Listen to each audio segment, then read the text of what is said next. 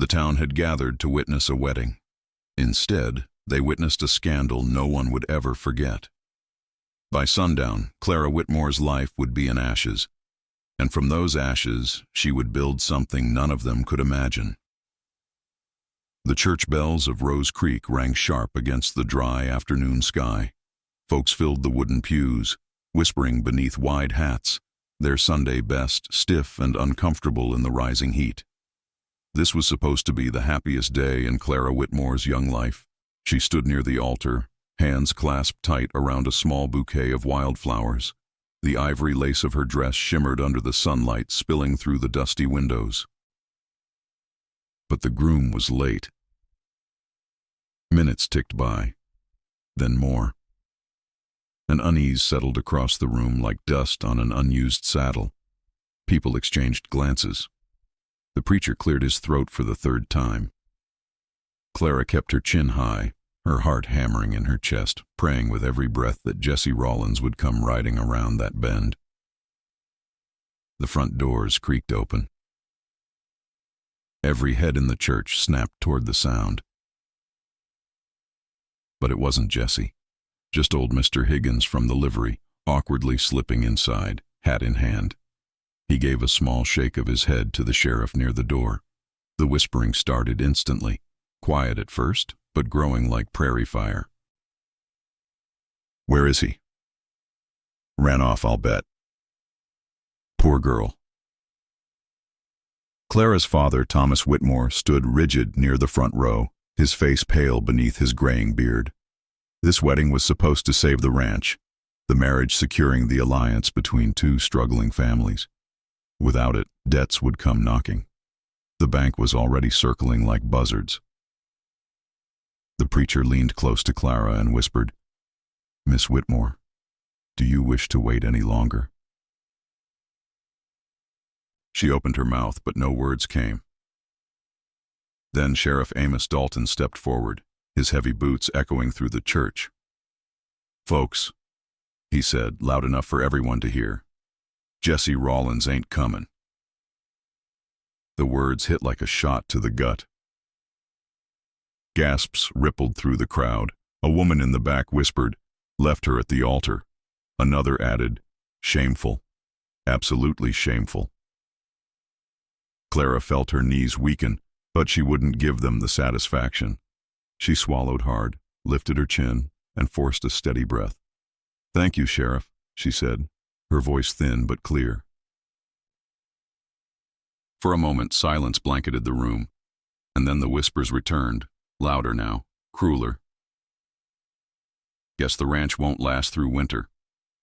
Reckon old man Whitmore's finished. Hard world for a woman without a husband." Clara met their gazes one by one. Their pity stung worse than the betrayal, but somewhere deep beneath the shame, something else sparked. Not grief, not fear, fire. She turned, lifted her skirt slightly, and walked down the aisle with her head held high. Every step away from that altar felt heavier than the last, but she kept walking. Behind her, the preacher sighed and closed his book. The guests slowly filtered out into the dusty street, buzzing like crows around fresh carrion. Her father caught up with her outside. His voice was tight. "Clara, I'm so sorry." She faced him. "Pa, don't say sorry. We've got work to do." He blinked, startled by her resolve. "Work? Girl, we're hanging on by a thread as it is." Clara glanced toward the horizon. The Whitmore ranch sprawled in the distance, dry, battered, but still standing. "We'll figure it out." Her voice was steadier than she felt. "With or without Jesse Rollins." "Mo." From across the street, another figure watched. Eldon Briggs, the rival rancher. His cold eyes narrowed beneath the brim of his black hat. He tipped it ever so slightly, as if offering some twisted respect or warning. Clara saw him. She didn't look away. The game had changed. But it was far from over. The wedding dress still hung there, mocking her like some cruel ghost. Its lace sleeves drooped from the wooden chair, lifeless and cold. the delicate fabric pale as bone in the fading light. Clara couldn't bring herself to touch it. Her breath came in shallow waves, each one shaky, ragged. She pressed both palms flat against her thighs, trying to steady herself. But they were damp, her hands slick with sweat that clung to her skin like shame. The room smelled faintly of lavender soap and old cedar, but beneath it was something heavier, fear. The soft glow of the oil lamp flickered against her reflection in the small vanity mirror. The girl staring back barely looked like her. Her cheeks still flushed from the heat of the church, but paler now, like the blood had drained from everywhere but her pounding heart. Her chest rose and fell too fast. The thin shift she wore clung to her skin, damp at the collarbone. Her long, honey-brown hair had slipped loose from its careful pins, falling wild and tangled around her shoulders. This wasn't how it was supposed to be. She had imagined this night so many times, Jesse smiling down at her, calling her his wife. The first dance beneath lanterns strung across the yard, the beginning of their life together. But now, it was ashes. Her stomach twisted as the memory of the whispers burned through her head. Left her at the altar. Poor thing. She won't last through winter. The worst part wasn't even Jesse running. It was the eyes, all those eyes, watching, judging, waiting for her to crumble. A loud thud from downstairs made her flinch, the cork popping from her father's bottle. Again. Tears stung her eyes, but she blinked them back hard. She wouldn't cry, not for them, not for Jesse, not for anyone. The knock came, soft but insistent. "Clara, it's me." Her father's voice, low and tired. "We need to talk." She swallowed the lump in her throat and opened the door. Thomas Whitmore stood there, a hollowed version of the man who once taught her to ride and rope and stare down rattlesnakes. His once strong shoulders sagged, his cheeks were sallow, his beard untrimmed, and in his shaking hand, the whiskey bottle, half empty. "I'm sorry, baby girl," he rasped. "I never thought Jesse would—" His voice caught. "We trusted him. Thought he was going to save this ranch."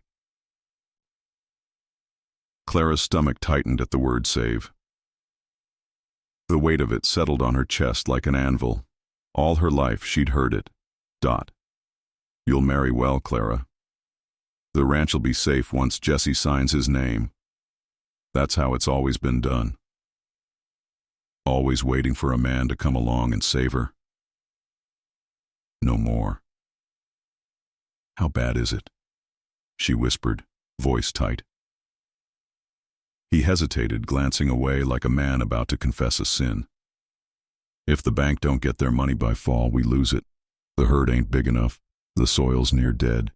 And—" he trailed off, shame painting his face. "Briggs offered to buy it." The name hit her like a slap. Eldon Briggs was here? Her voice sharpened. "This morning, before church even started." His eyes grew glassy. "Said we might as well take what we can get before winter hits. Said, you ain't got a husband now to help run it." The heat rose up her neck and flushed her face. Her fists clenched so tight her nails bit into her palms. Blood prickled under her skin. "He thinks I'll sell to him," she said flatly. "He's not wrong," her father whispered, barely able to meet her eyes. "This ain't a place for you to handle alone, Clara. Ranchin' breaks men. It'll kill you." The bottle shook in his hand as he tried to lift it again. But Clara moved first. She yanked it from his grip and without a word uncorked it and poured its contents onto the floor. The liquid splashed against the wood and spread out like a dark stain under their boots. Her father stared, stunned, but she didn't flinch. "I won't let this place die," she said, her voice trembling, but not from fear. from fury. And I sure as hell won't let Eldon Briggs or anyone else take it. Her breathing was sharp. She could feel her pulse pounding in her temples like drum beats. Every inch of her felt electric. The humiliation, the rage, the years of being told to wait for someone else to lead. Her father's voice was barely a whisper now. "Girl, what you're saying, that's a hard road." She finally locked eyes with him. "Then I'll ride it." She grabbed her coat and pulled her hair back, hands still shaking, but her jaw locked tight. "The mare's due to foal any day. We'll need help. I'll talk to the hands first thing. If any of them don't like it, they can leave." Her father followed her to the porch, the wind cutting cold now as night crept in. "You're serious, Clara?" "I've never been more serious," she said. The words burned as they left her lips, but they tasted like freedom. The wind carried a fresh wave of dust across the yard. Out beyond the fence line, the lights from Eldon Briggs' property flickered. The sun cracked open across the horizon like an egg-bleeding fire. This was her first full morning as the head of the Whitmore ranch, and everyone was waiting to see how fast she'd break. Clara stood on the front porch, boots planted firm on the old wood boards, arms crossed tight beneath her chest. The crisp air bit at her cheeks, but her skin burned hot beneath her simple blouse and work skirt. Her stomach twisted in knots, but she held her chin high as the ranch hands filed into the yard, one by one. The men looked at her different now. Some had worked here since she was a child. They used to tip their hats and call her Miss Clara with gentle smiles. Now there was something else in their eyes: doubt, skepticism, even pity. She could feel their stares crawl over her skin like fingers. One of them, a stocky, wide-jawed hand named Doyle, didn't bother hiding his smirk. "Mornin', Miss Whitmore, or should I say, boss lady now." The others chuckled under their breath. Her cheeks flushed instantly, and she hated the heat rushing to her face. She refused to let it show. "That's right," she said, steady but sharp. "Boss lady works just fine, Doyle, long as you remember the boss part." "Oh." A few heads dipped, stifling grins. Doyle's smile faded some, but the challenge hung in the air. That's when the new man arrived. She noticed him the moment he walked into the yard. Tall, broad-shouldered, his stride smooth but heavy, like a man used to carrying burdens. His hat was low, shadowing a rugged face framed by short dark hair and rough stubble. Sun-creased lines hugged the corners of his sharp eyes, but they were calm, steady, watching her closer than the rest. His shirt clung to his chest with the sweat of early labor. His forearms flexed as he carried a saddle with ease. Something about him hit her square in the chest, sharp and sudden, like stepping into cold water. He stopped a few feet from the others, offering a respectful nod. "Ma'am." "Who are you?" Clara asked, her voice firm but curious. "Name's Luke Carver. Sheriff sent me over. Heard you were short on good hands. Figured you could use one more." She hesitated. The sheriff hadn't mentioned sending anyone. Luke seemed to sense her unease. His voice dropped, softer but confident.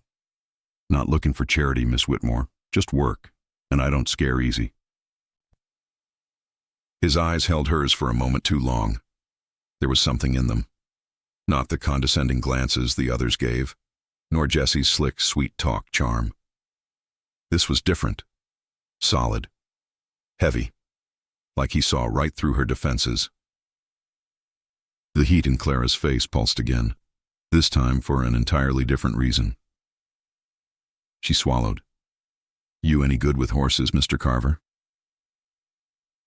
"Best part of my reputation," he said with a faint grin. She noticed the slightest dimple appear when he smiled. A dangerous thing, that grin. The kind that could weaken a woman's knees if she wasn't careful. Her stomach fluttered briefly before she pushed it down hard. Not again. Not now. "Fine," she said. "We'll see if you can keep up." Doyle snorted behind her. "Another stray dog ain't gonna fix what's coming, ma'am."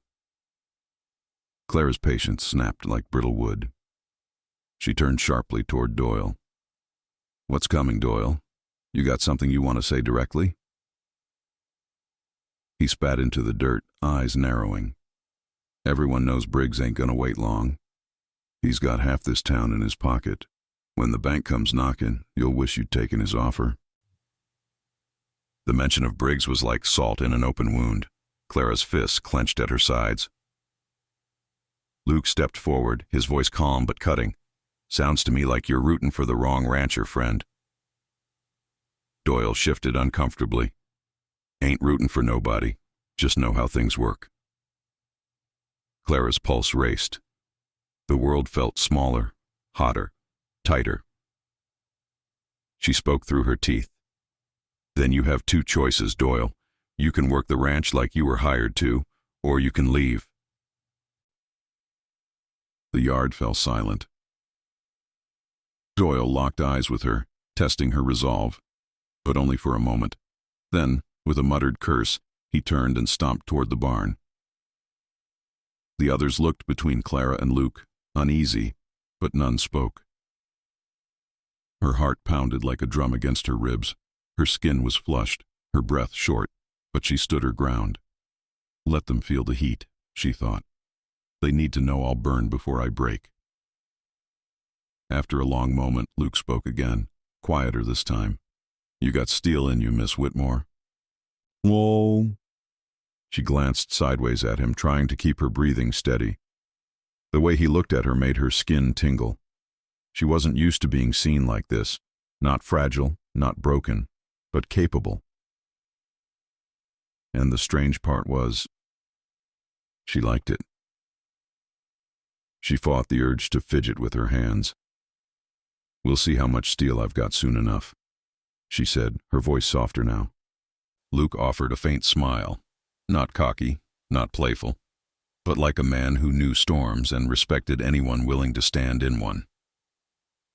They both stood there for a moment longer, the weight of unspoken words hanging between them like a taut rope. Then Clara turned toward the barn. "Get to work, Mr. Carver. We've got a ranch to save." As she walked away, she could feel his eyes on her back, not in the way Jessie used to watch her with entitlement, but with something heavier, something dangerous, something electric. The first storm rolled in 3 days later. The rain came hard, heavy, and cold, turning the pastures into muck, soaking through the thin barn roof and chilling the cattle. The winds howled like wild dogs in the dark. Fence posts snapped.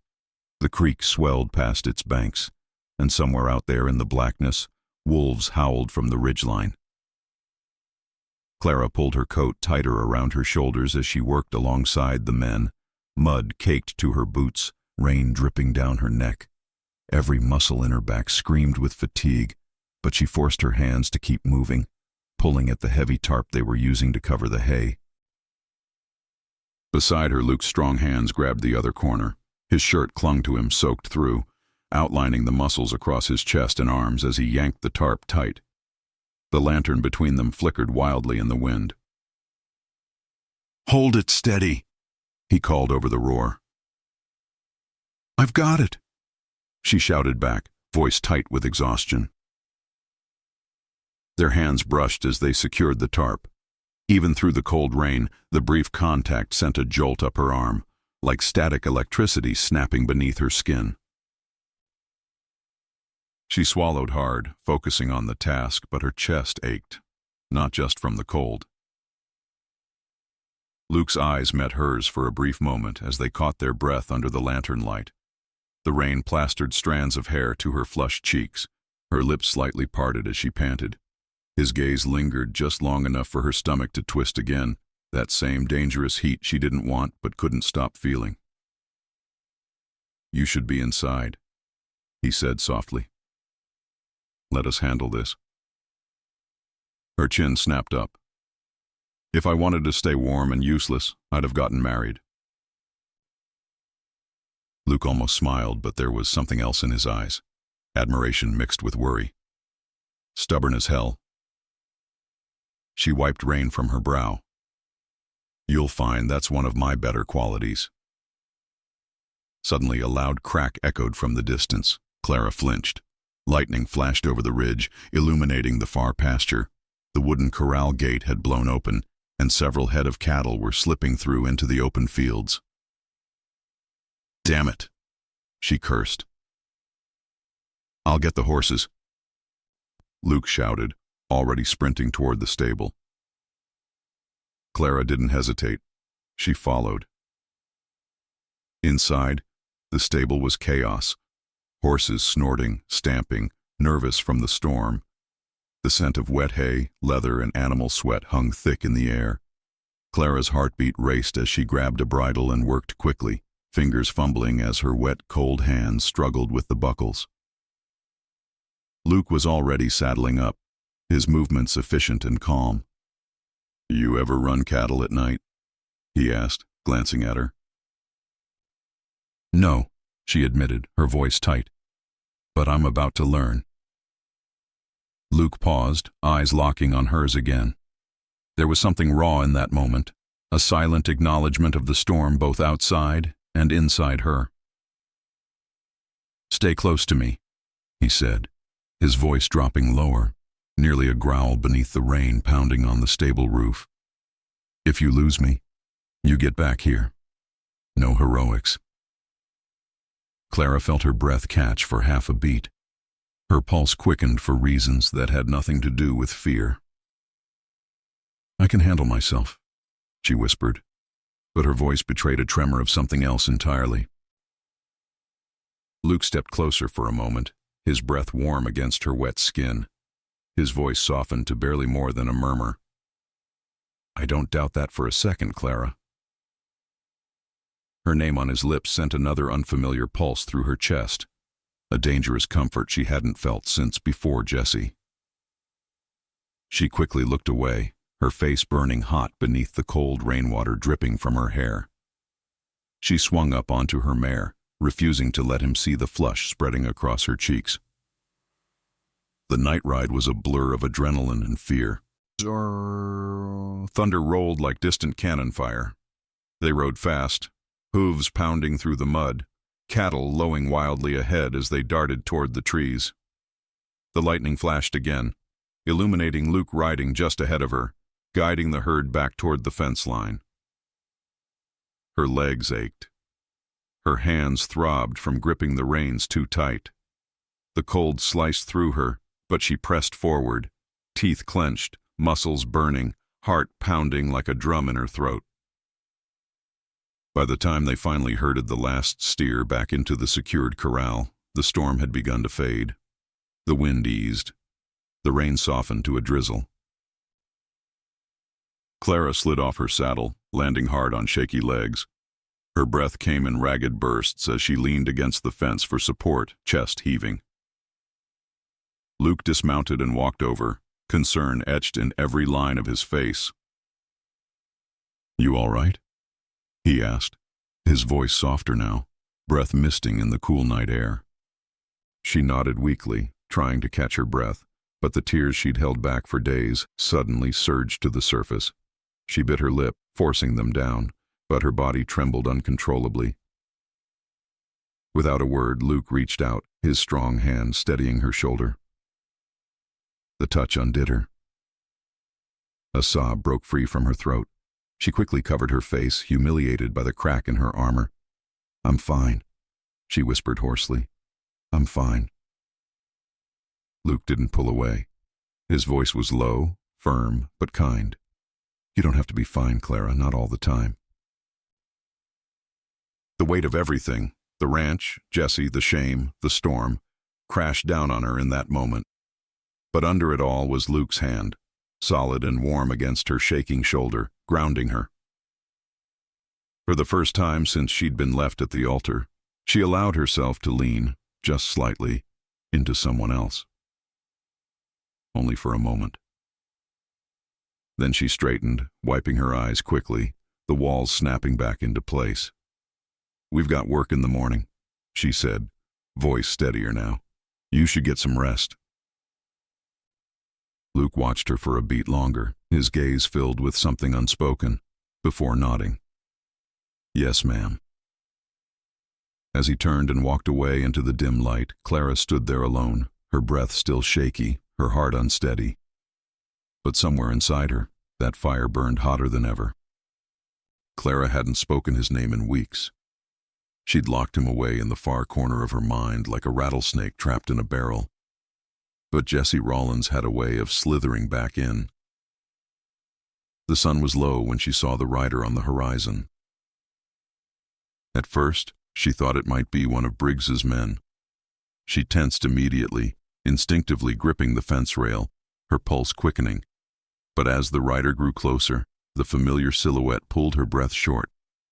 The way he sat the saddle, the lazy lean in his shoulders, that damned black gambler's hat. Jesse Rollins. Her stomach knotted violently. He dismounted with his usual swagger, brushing trail dust from his coat like he hadn't left her humiliated at the altar and fighting for survival. His eyes scanned the ranch, taking in the freshly repaired barn, the corral full of cattle, the hired men moving with purpose. "You've been busy, Clara." His voice still carried that smooth drawl, like honey dripping off spoiled fruit. She stood stiff, back straight, hands clenched behind her. "What are you doing here, Jesse?" He smiled, flashing that same easy grin that once made her young heart skip. "Heard you could use a hand." Her blood ran hot instantly. "The only hand you offered was walking away. Why now?" He stepped closer, lowering his voice. "I made mistakes. Things went bad after the wedding. There were men I owed, dangerous men. I had to leave." Clara laughed bitterly. "You didn't run from dangerous men. You ran from responsibility." He winced, but recovered quick, slipping into that old familiar charm. "I never stopped thinking of you, Clara. I heard about what you've done here, taking over the ranch, running it all yourself. I gotta say, I'm proud." The word proud landed like a slap. "I didn't do it for your pride," she said sharply. Her cheeks burned with anger. "I did it because you left me no choice." Jesse took another step closer, voice low and syrupy. "I can help you now. Things are different. I've got some money, some backing. We can fix all this, together." He reached for her hand. She jerked it away like he was made of fire. "No, Jesse," she said, her voice breaking slightly. "You think you can just stroll back in here like none of it happened? Like I'm still that foolish girl who waited for you at the altar?" He hesitated, reading her, trying to find a crack. "You still care," he whispered. "I can see it." The tension twisted her gut. For one flickering second, old feelings warred inside her. The Jesse she once loved stood there, handsome, familiar, full of empty promises she had wanted so badly to believe. But then, another shadow appeared behind him. Luke. He'd come from the barn, wiping his hands on a rag, eyes narrowed as he sized up the scene. His presence was calm, but heavy, like a man who'd already seen enough of Jesse Rollins' kind. Jesse noticed too, his gaze shifting back. "New help?" he asked with a sneer. "Foreman," Clara answered before Luke could speak. "And friend." Jesse's smile twitched. "Didn't take you long, did it?" The accusation hit like a snakebite, sharp, cruel, designed to cut deep. Clara's face flushed again, but not with shame this time, with rage. "Don't you dare," she snapped. "You lost your right to judge me the second you rode away." Luke stepped forward then, his voice low but full of warning. "I think you've said enough, Rollins." Jesse laughed softly. "Careful, friend. You don't know who you're talking to." "I know exactly who I'm talking to," Luke replied without blinking. "A coward who ran from a woman stronger than he'll ever be. For the first time, Jesse's face darkened. The easy charm slipped for a heartbeat, revealing something colder beneath. "Oh, you best watch your mouth." Luke took one step closer, his voice steady as stone. "Or what?" The air between them pulsed heavy. Clara's heart pounded so hard she thought they might both hear it. Finally, Jesse looked back at her, the smirk returning as a mask. "You'll regret this, Clara. You think you're winning now. But folks like Eldon Briggs won't let you hold on to this place long. And when they come for you, don't expect me to come running." He tipped his hat mockingly and turned back to his horse. "Stay gone, Jesse," Clara called after him, her voice cracking with fury. "For good." He rode off into the dusk, his silhouette shrinking beneath the blood-red sky. The moment he was out of sight, Clara's knees wobbled. She gripped the fence rail hard to stay upright, breath ragged. Luke's hand gently touched her arm, steady, warm, strong. "You all right?" he asked softly. "No," she whispered, "but I will be." His hand lingered just a second longer than it needed to. Their eyes met, the storm still swirling in hers, something protective flickering in his. And somewhere far beyond the fence line, in the distance, the shadows of Briggs' men watched, the real danger only beginning to rise. The attack came before dawn. It wasn't a full assault, not yet. Just the kind of message men like Eldon Briggs liked to send. Clara awoke to the frantic pounding at her door, her pulse kicking into a sprint before her feet even hit the floor. She threw on her coat and rushed outside into the chill of early morning. The first thing she saw was smoke curling upward like a snake against the pale gray sky. The south fence line was ablaze. By the time she and the men reached it, half the wooden posts were blackened and crackling. Several cattle had scattered, panicked by the fire and loose fencing. Luke was already barking orders, his face hard and focused. "Get the rest of the herd away from the flames. Davis, bring water from the well. Move!" Clara ran up breathless, the smoke stinging her eyes, her heart hammering so hard it hurt. Luke turned to her quickly. They poured kerosene across the fence line, lit it like a matchstick. Her throat went dry. "Briggs." Luke nodded grimly. "He's done waiting." "Soul." Together they fought the blaze, soaking what they could, hacking at burning posts with shovels to stop the spread. Clara's hands blistered against the wooden handle, sweat pouring down her back despite the morning chill.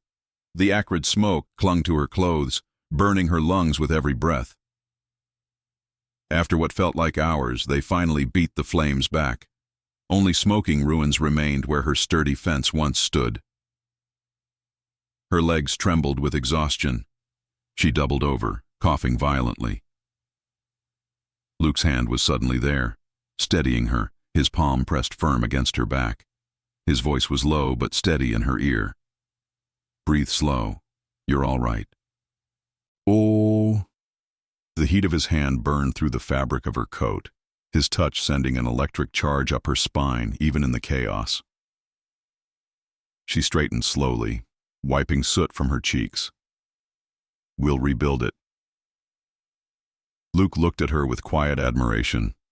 "That's twice now you've stood your ground when most men would have folded." Clara swallowed the lump in her throat. She couldn't afford to break, not in front of the men, not now.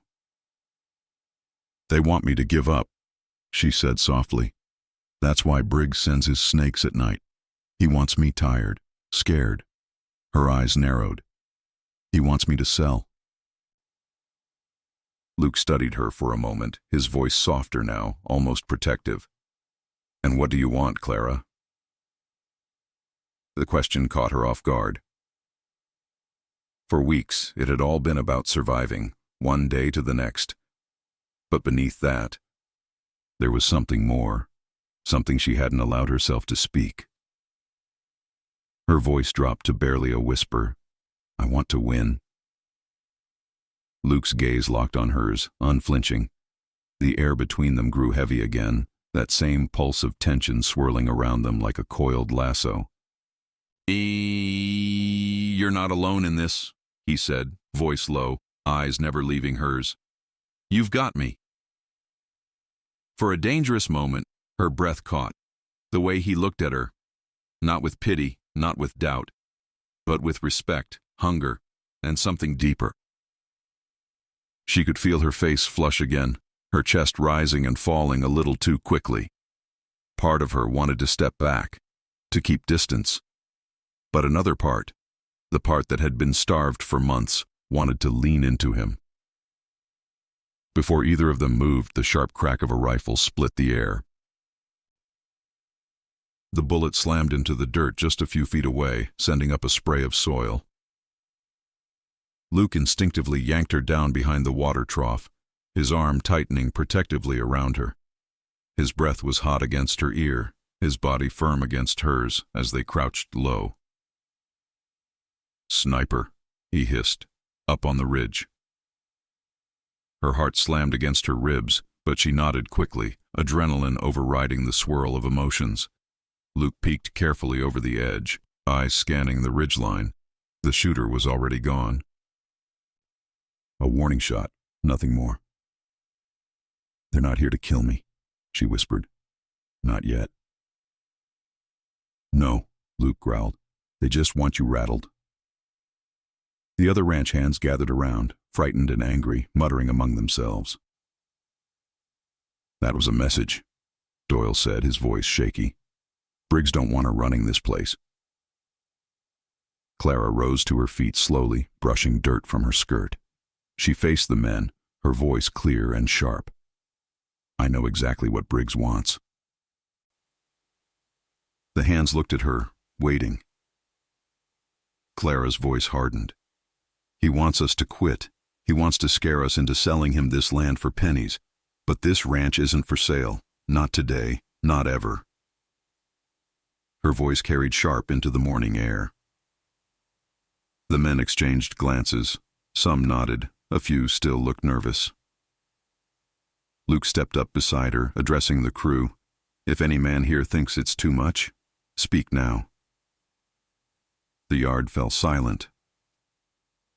No one moved. Luke nodded once. "Good, then let's get to work."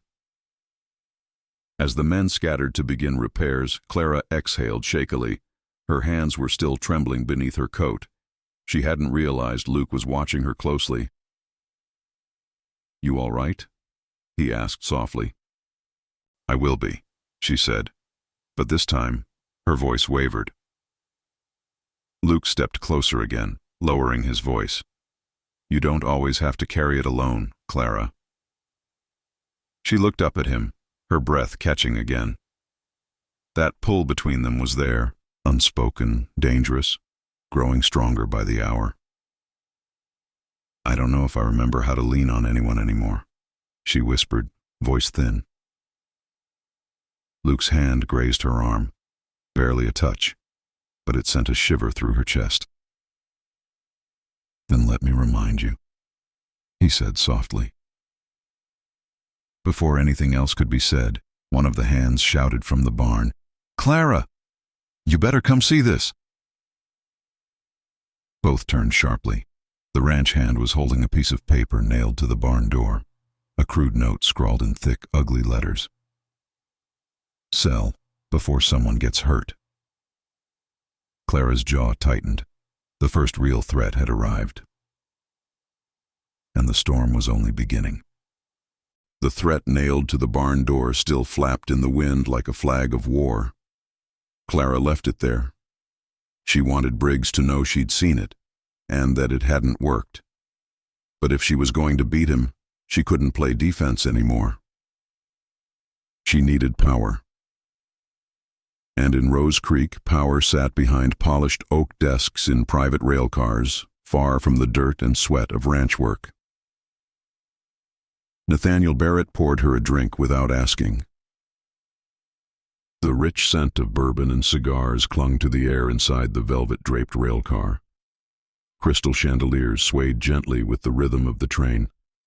Clara sat straight-backed, fighting the pounding of her heart beneath her corset, her hands folded tight in her lap.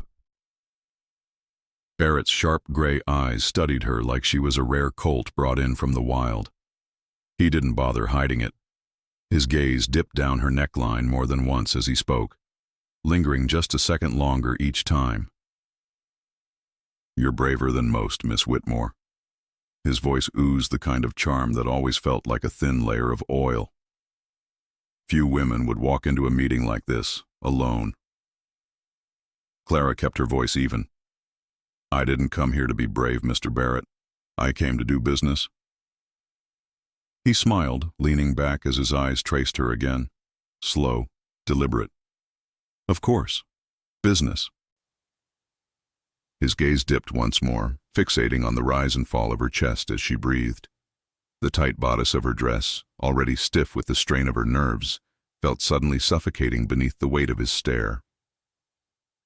"You'll have to forgive me," Barrett murmured, his voice dropping lower.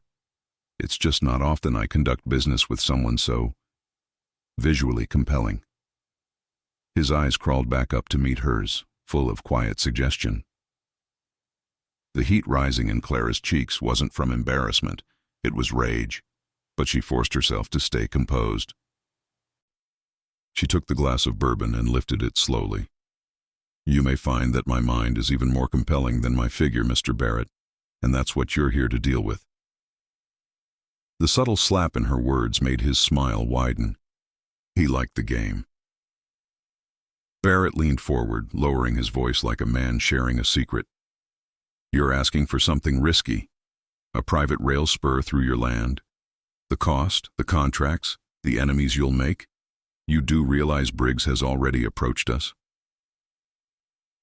"I know." "And you still believe you can win?" Her pulse hammered inside her chest. "I don't believe, Mr. Barrett. I plan." He chuckled softly, swirling the amber liquid in his glass. "You remind me of my wife when we first married. Full of fire." He paused, letting the moment breathe as his eyes dropped once more to her bodice. "And full of opportunity." The words hung thick in the air. She knew exactly what he was offering underneath the business. The suggestion that her body might be part of the negotiation. For a brief moment, she could feel a cold sweat break across the small of her back. She gripped the edge of the table, forcing herself to sit taller. Her voice sharpened. "Let's speak plainly, Mr. Barrett. I'm offering you profit, not favors, and I suggest you decide quickly which one you're here for." For the first time, his grin faltered, just slightly. The game had shifted again. Barrett leaned back slowly, eyes narrowing with new respect, and just a little frustration. "I do admire a woman who knows her value." "Whoa. I know my land's value," she corrected, "and how valuable it will be when your trains cross it." The train car rocked gently beneath them as the silence stretched. Finally, Barrett sighed with mock defeat, raising his glass in surrender to ruthless ambition. Clara clinked her glass against his, the crystal ring sharp as a gunshot.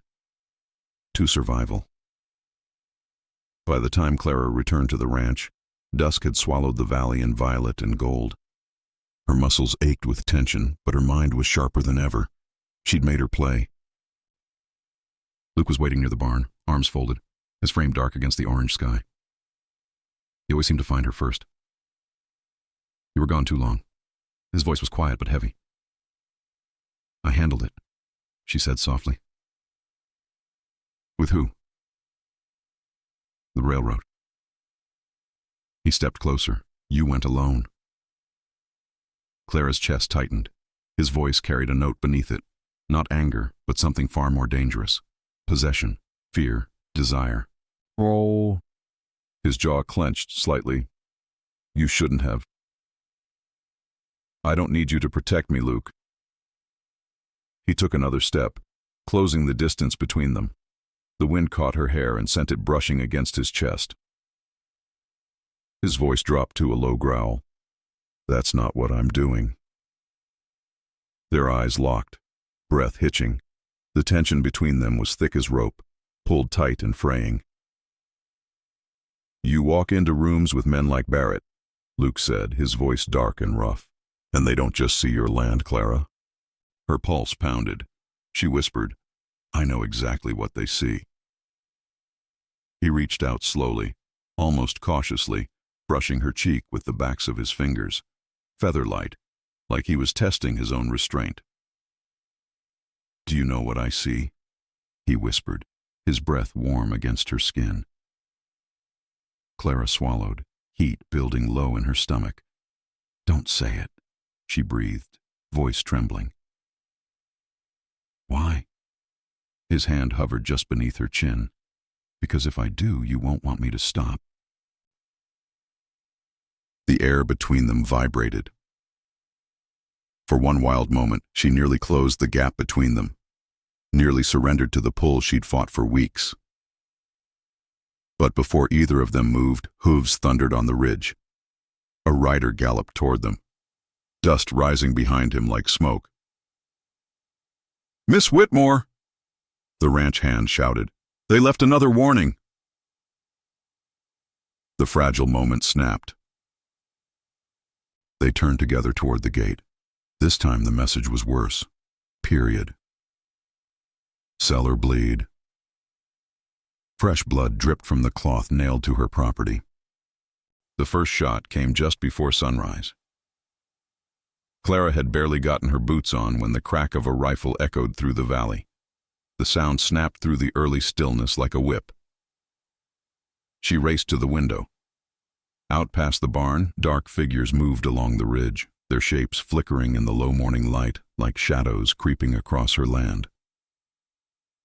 "They're here," Luke said behind her, already armed, eyes sharp and cold. The tension that had been building for weeks now crashed into reality. Briggs wasn't sending messages anymore. He was coming to take the ranch by force. By the time Clara stepped onto the porch, the men were already gathering. The ranch hands, her ranch hands, stood armed, eyes wide with fear but steady. Luke barked out quick orders, moving like a man who'd seen war before. "They've got numbers on us," Luke said under his breath to Clara as he loaded his rifle. "But they're not expecting you to stand and fight. They think you'll fold." Clara's heart was pounding so hard she could feel it in her throat. The weight of everything she had fought for, her mother's land, her family name, her pride, hung heavy in the air. She looked out at the ridge and saw them. Briggs's hired guns, 30 men at least, surrounding her property. Her stomach twisted, but she squared her shoulders. "I won't fold." Luke's gaze flickered toward her. Not the first time he'd looked at her with that fierce mixture of admiration, concern, and something deeper. "I know you won't." The air between them buzzed again. Even now, at the edge of violence, she could feel that pulse between them. The heat they never spoke about, but both knew was there. But there was no time for that now. A single rider broke from the group on the ridge and rode forward at a slow, deliberate pace. His black hat and long dark duster were unmistakable. Eldon Briggs. He stopped just outside the gate, looking as calm as if he were shopping for cattle. "Miss Whitmore," he called, voice smooth, smug. "Last chance." Clara stepped forward, Luke at her side, rifle in hand. "You're trespassing," she said loud enough for every man on both sides to hear. Briggs smiled like a man who already believed he'd won. "I'm giving you one final offer before things get messy. You don't own this land." "I will, one way or another," Briggs replied, his voice hardening. "Sell now, save your men, or stand and watch them fall." Behind her, Clara heard the uneasy shuffling of her ranch hands. The weight of their fear pressed down on her like iron. She could see it in their eyes, not cowardice, but the very human instinct to survive. Luke whispered beside her, voice low, steady. "Don't blink, Clara. Not now." She felt the heat of his presence next to her, grounding her, steadying her. His voice wasn't just advice, it was faith, and in that moment she leaned into it. She stepped closer to the gate, chin high, hands steady despite the shaking deep inside her. "I'll tell you what's going to happen, Mr. Briggs," she said, her voice slicing through the morning air like a blade. "You'll ride back to whatever hole you crawled out of, and you'll leave my land while you still have men left to ride with you." A murmur rippled through both groups. Briggs's face darkened. "You're playing a dangerous game, girl."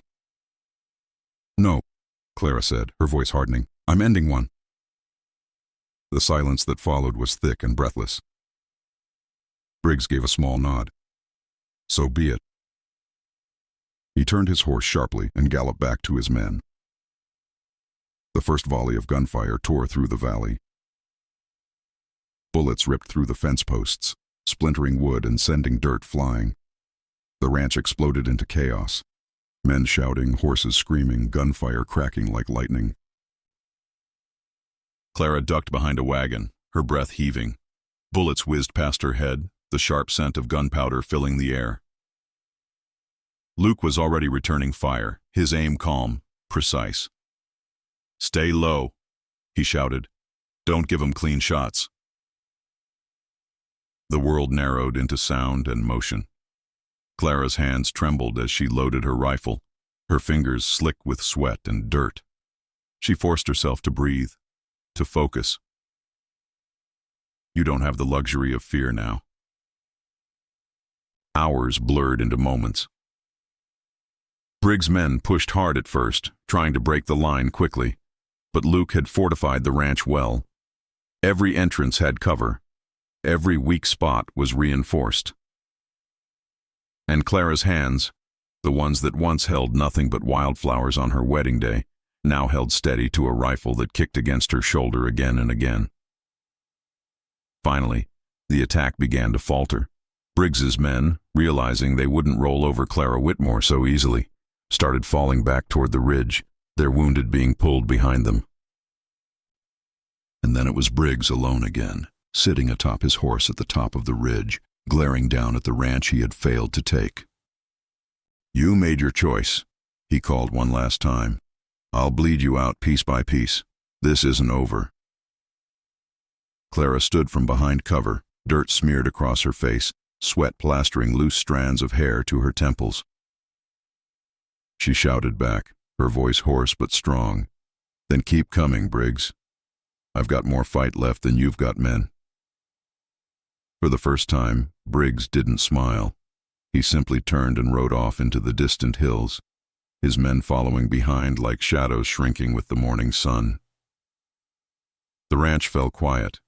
Smoke still hung low, the scent of gunpowder and sweat heavy in the air. Clara stood there, breathless, her chest rising and falling hard. She could feel her legs trembling beneath her, but she refused to fall. Luke approached slowly, lowering his rifle. His eyes scanned her face, dirty, bruised but unbroken. "You did it," he whispered. Clara's lips trembled into a faint, exhausted smile. "We did." Luke stepped closer. Too close now for anything casual. The battle wasn't the only war raging between them anymore. His voice lowered, rough, intimate. "You have no idea how hard it's been watching you fight like this, knowing how bad I want you." The air snapped tight between them, hotter than the gunfire that had just faded. Her breath hitched, but she didn't pull away this time. Not now. The morning after the shootout, Clara stood at the edge of her land and watched the sun climb. Smoke still clung to the air like a ghost refusing to leave. But the ranch was still hers. For the first time, the weight on her shoulders didn't feel like chains, it felt like armor. The railroad crew arrived at sunrise. Barrett himself came to oversee the work, stepping down from his private car with a polished smile and his usual arrogant charm. "My God, Miss Whitmore," he said as he surveyed the battle-worn ranch. "You do have a flair for surviving." Clara's jaw tightened.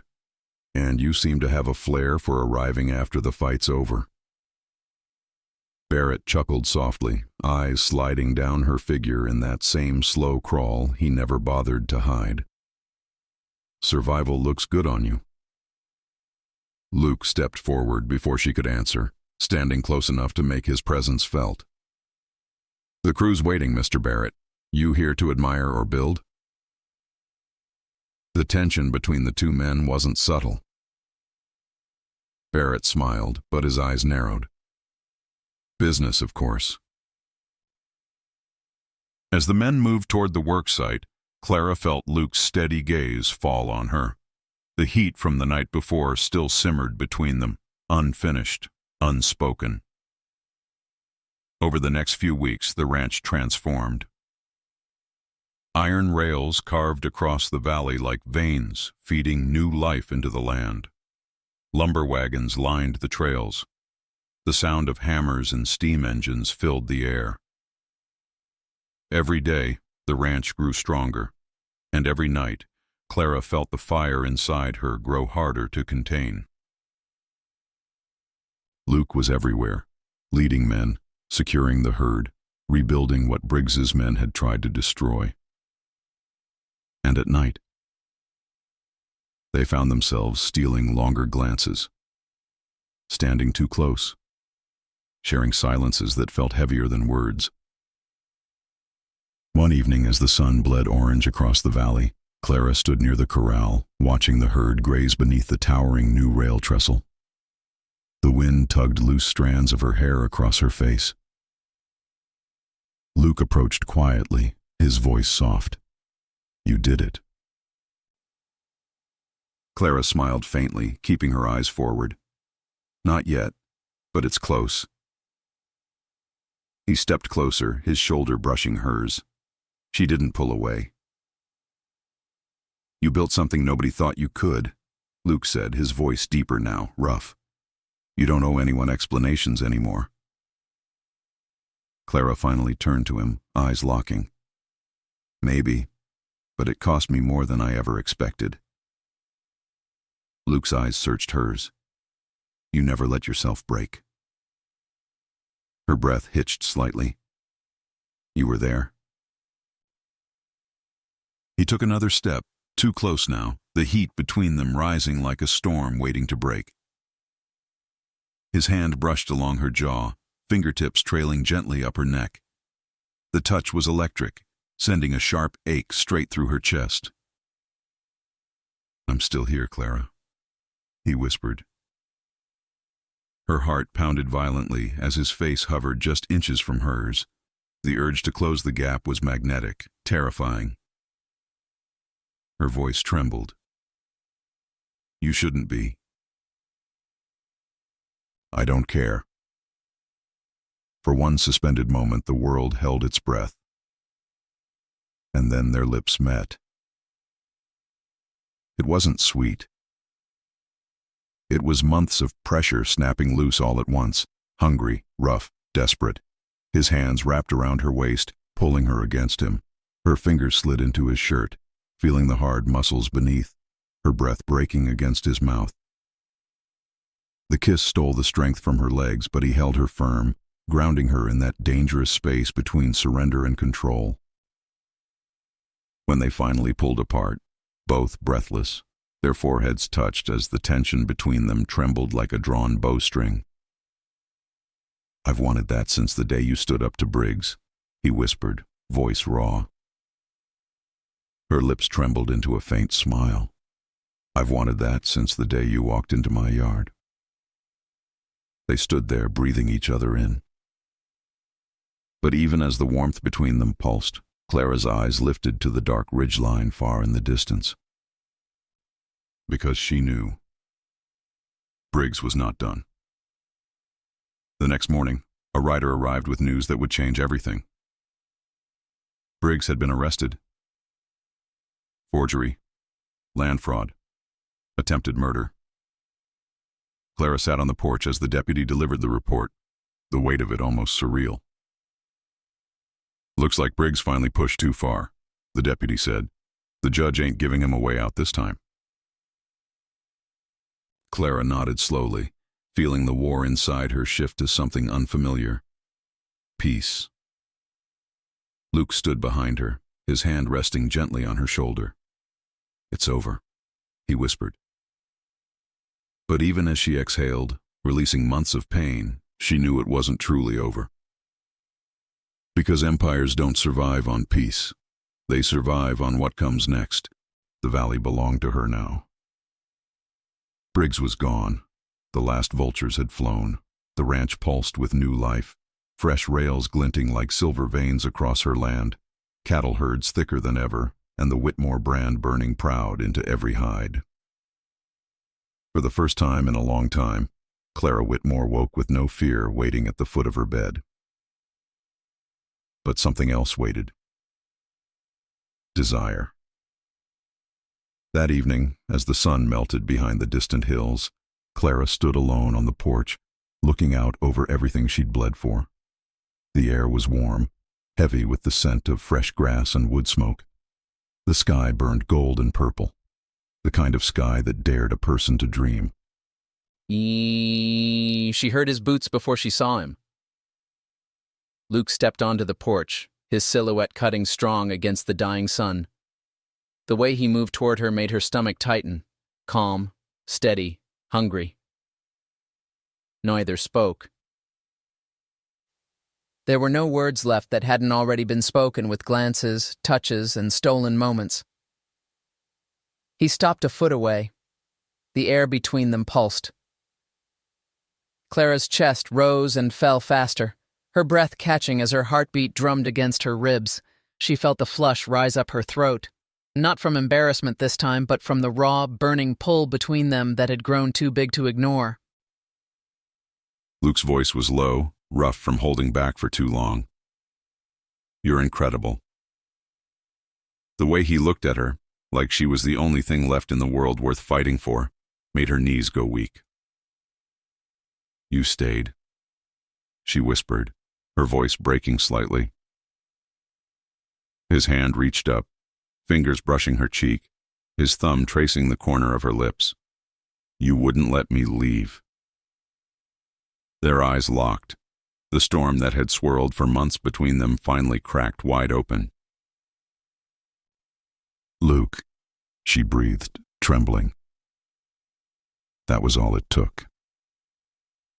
His mouth crashed into hers, hungry, fierce, starving. She melted into him as his arms wrapped around her waist, pulling her tight against the hard lines of his body. Her fingers tangled into his hair, pulling him closer, tasting him like a woman who had waited too damn long. Their bodies pressed flush, heat radiating between them as his hands slid over her hips, gripping her like he was afraid to let go. Her breath broke against his lips as she whispered, "Take me inside." Luke didn't hesitate. Inside, the storm finally broke. He backed her gently against the bedroom wall, his lips never leaving hers, their breaths mingling hot and shallow.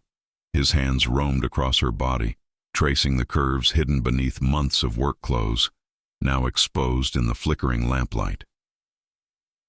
She gasped softly as his hand slid under her blouse, fingers dragging across her bare skin, making her shiver. Her own hands moved quickly, pulling at his shirt, desperate to feel the muscles she'd only ever stolen glances at beneath his rolled sleeves. When the fabric finally fell away, she ran her hands across his chest, nails grazing lightly down his ribs, his breath hitched at her touch, his self-control unraveling. "I've wanted this since the day I saw you in that barn," he growled against her ear. "I've wanted this since the day you stood by me," she whispered back, her voice trembling with raw need. The last of the distance between them vanished.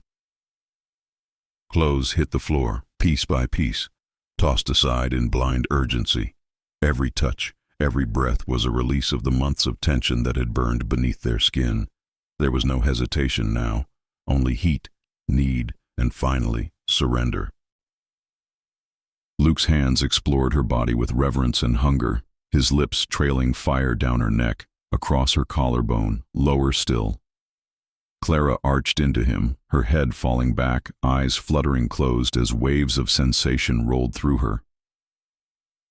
Their bodies moved together like they had always belonged, desperate but tender, wild but careful, both of them breathing hard as the room filled with soft gasps and whispers of each other's names. The world outside faded entirely. This was their victory. Later, wrapped in his arms beneath the cool sheets, Clara lay against Luke's chest, listening to the steady beat of his heart. His hand traced slow, lazy circles along her bare shoulder. "You did it, Clara," he whispered, pressing a soft kiss into her hair. "No," she whispered back with a faint smile. "We did." She looked up at him, their eyes meeting once again. But this time there was no tension left. Only peace. Only fire that no longer needed to be buried. Only the life they had both finally earned. Out beyond the window, the full moon bathed the ranch in silver. The queen of the valley had claimed her throne. And beside her, the man who had chosen to fight with her when everyone else had run. If you enjoyed Clara's journey, her fight, her passion, and her rise to become the queen of the valley, go ahead and hit that like button to show your support. And don't forget to subscribe to Saddlehorn Stories for more Western tales just like this, full of danger, romance, betrayal, and redemption. Turn on your notifications so you never miss the next story. Now tell us in the comments, what do you think Clara should have done differently? Should she have trusted Luke sooner, cut a different deal, or gone even harder against Briggs? We read every comment, and your ideas might just inspire the next Saddlehorn story.